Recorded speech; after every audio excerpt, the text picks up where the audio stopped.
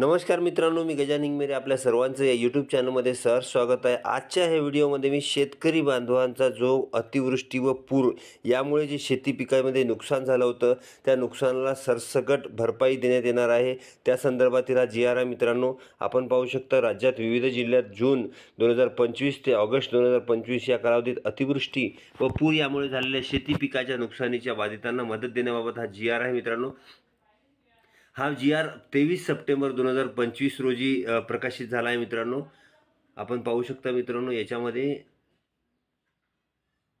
अतिवृष्टी व चक्रीवादळ यासारख्या नैसर्गिक आपत्तीमुळे शेती पिकाचे नुकसान झाल्यास पुढील हंगामामध्ये उपयोगी पडावे याकरिता शेतकऱ्यांना निविष्ट अनुदान स्वरूपात एक हंगामास एक वेळेस राज्य आपत्ती प्रतिसाद निधीतून विहित दराने मदत देण्यात येत आहे। याच्यामध्ये आपल्याला महा-डी-बी-टीच्या माध्यमातून मदत मिळणार आहे मित्रांनो। 12 नैसर्गिक आपत्ती व्यतिरिक्त राज्य शासनाने 30/1/2014 अन्वये अवेळी पाऊस, अतिवृष्टी, वीज कोसळणे, समुद्राचे उधाण व आकस्मिक आग या स्थानिक आपत्तीमध्ये बाधित होणाऱ्या नागरिकांना मदत देण्याचे धोरण निश्चित केले होते। तसेच 22/6/2023च्या शासन निर्णयाने सततचा पाऊस ही नैसर्गिक आपत्ती घोषित करण्यात आली होती मित्रांनो।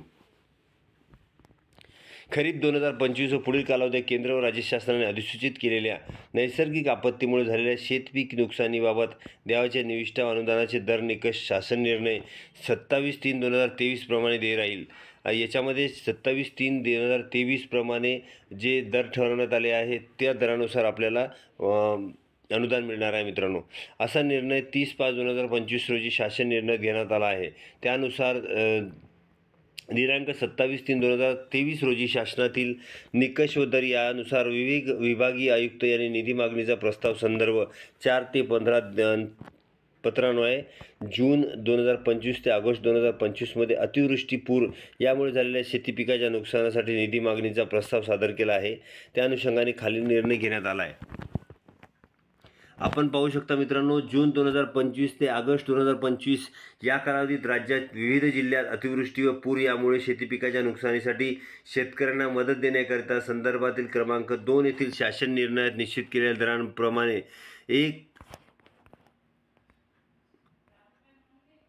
रुपये 1,339,49,25,000 इतका निधी वितरित करण्यास शासनाची मंजुरी दिली आहे मित्रांनो।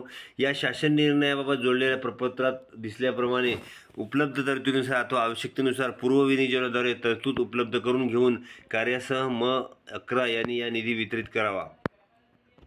आणि जसं मी सांगितलं तसं सूचित करण्यात केल्यानुसार डी-बी-टी पोर्टलद्वारे लाभार्थ्यांना थेट त्यांच्या बँक खात्यात निधी वितरित करण्यात यावा।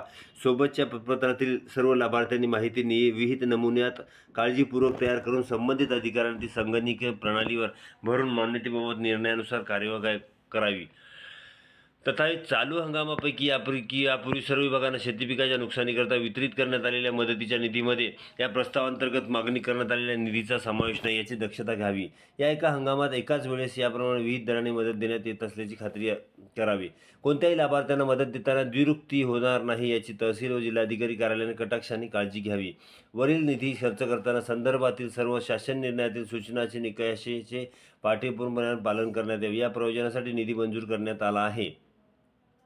लाभार्थ्यांना मदत वाटपाची कारवाई पूर्ण झाल्यानंतर लाभार्थ्यांची यादी व मदतीचा तपशील जिल्ह्याच्या संकेतस्थळावर प्रसिद्ध करण्यात यावा। या आदेशाद्वारे तसेच यापूर्वी वेळोवेळी निर्गमित केलेल्या आदेशाद्वारे नैसर्गिक आपत्तीमध्ये शेतकऱ्यांना दिलेल्या मदतीचा निधी बँकांनी कर्ज खात्यात अथवा अन्यथा वसुलीसाठी वळती करू नये याकरिता जिल्हाधिकारी यांनी सर्व बँकांना आवश्यक त्या सूचना निर्गमित करण्यात यावा। या सूचनांची अंमलबजावणी करण्याची जबाबदारी संबंधित जिल्हाधिकारी याची राहील। मित्रांनो, या पद्धतीचा जी आर आहे मित्रांनो। आपण पाहू शकता चक्रीवादळे वगैरे हे नैसर्गिक आपत्तीचे एक भाग म्हणून घोषित करण्यात आले होते। तर आपण विभागाद्वारे आणि जिल्ह्याद्वारे कोणत्या शेतकऱ्यांना किती रुपये मिळणार आहे व किती बाधित क्षेत्र आहे ते सुद्धा याच्यातून आपण पाहू शकतो मित्रांनो।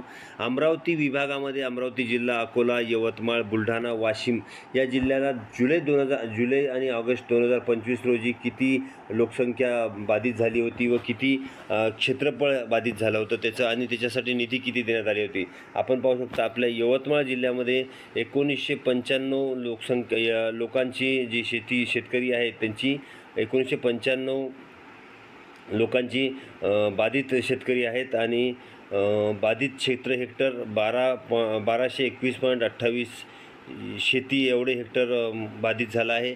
त्याच्यासाठी निधी जे आहे 103,81,00,000 निधी आपल्याला मिळतो आहे. त्याच्यानंतर ऑगस्ट महिन्यासाठी पुन्हा एकदा ऑगस्ट महिन्यामध्ये 22/9/2025 एक जो GR निघाला होता त्यानुसार 2,24,657 लोक बाधित झाले होते, शेतकरी बाधित झाले होते. त्याच्यामध्ये यवतमाळ जिल्ह्यामध्ये 2,09,624 हेक्टर शेती बाधित झाली आहे. त्यानंतर यांना जे निधी मिळाली आहे ती मिळाली आहे 18,238.56 लक्ष. आपण खाली पाहू शकता मित्रांनो दुसरे कोणते कोणते जिल्हे याच्यामध्ये दिले आहे. नागपूर विभागामध्ये गोंदिया, भंडारा, गडचिरोली, वर्धा, नागपूर. पुणे जिल्ह्यामध्ये कोल्हापूर आणि छत्रपती संभाजीनगरमध्ये हिंगोली, बीड, लातूर, धाराशिव आणि नाशिक विभागामध्ये नाशिक, धुळे, जळगाव, नंदुरबार, अहिल्यानगर अशा पद्धतीचे एकूण 1,339,49,25,000 रुपये जे अनुदान आपल्याला शेतकरी बांधवांना मिळणार आहेत. मित्रांनो, जर व्हिडिओ आवडला असेल तर लाईक करा आणि चॅनलवर नवीन असाल तर चॅनल सबस्क्राईब करा. आम्ही अशा प्रकारचे नवीन GR व शासनाच्या योजना आणत असतो. धन्यवाद मित्रांनो.